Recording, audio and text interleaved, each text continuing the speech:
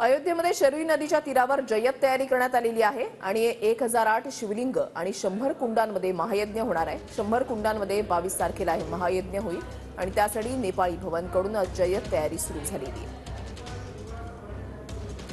प्रदीप कापसे आमचे प्रतिनिधी आमच्या सोबत आहेत, अधिक माहिती जाणून घेणार आहोत। प्रदीप, आपण पाहतोय की अयोध्येमध्ये अगदी जय्यत तयारी सुरू आहे।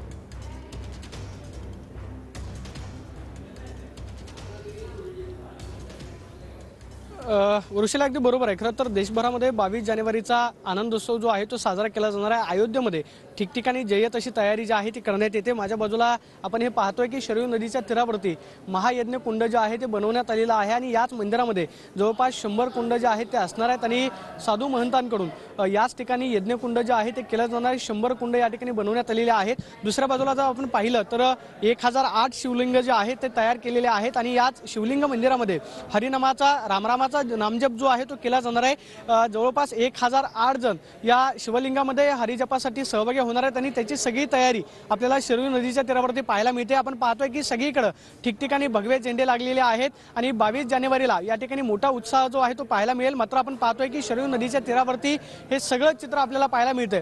जवळपास 1008 शिवलिंग जे आहे ते तयार केलेले आहेत। इथलं काम सध्या अंतिम टप्प्यामध्ये आहे। मात्र 22 जानेवारीला 1008 जण याच शिवलिंगामध्ये नामजप करताना पाहायला मिळतात। तर दुसऱ्या बाजूला या ठिकाणी जो महायज्ञ कुंड उभारण्यात आलेला आहे ज्याच्यामध्ये 100 कुंड तयार करण्यात आलेले आहेत त्या ठिकाणी यज्ञ जो आहे तो चालणार आहे।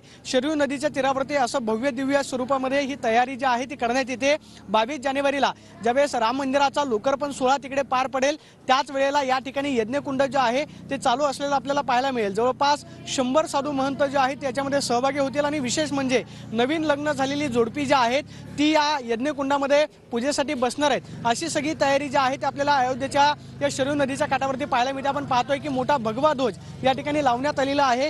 सगळीकडे भगवं चित्र या ठिकाणी निर्माण करण्याचा प्रयत्न केला जातोय आणि 22 जानेवारीला याच शरयू नदीच्या तीरावरती ज्या ठिकाणी 1008 शिवलिंग तयार करण्यात आलेली आहेत, 100 कुंड तयार करण्यात आलेली आहेत, या ठिकाणी मोठा सोहळा जो आहे तो आपल्याला पाहायला मिळेल। एकंदरीतच काय तर अयोध्येतल्या ठिकठिकाणी वेगवेगळ्या भागामध्ये हा मोठ्या उत्साहामध्ये ही जय्यत अशी तयारी जी आहे ती करण्यात येते आणि 22 जानेवारीला या शरयू नदीच्या तीरावरती हे जे मोठं महायज्ञ कुंड उभारलेलं आहे त्या ठिकाणी जय्यत तयारी या ठिकाणी सुरू झालेली आहे।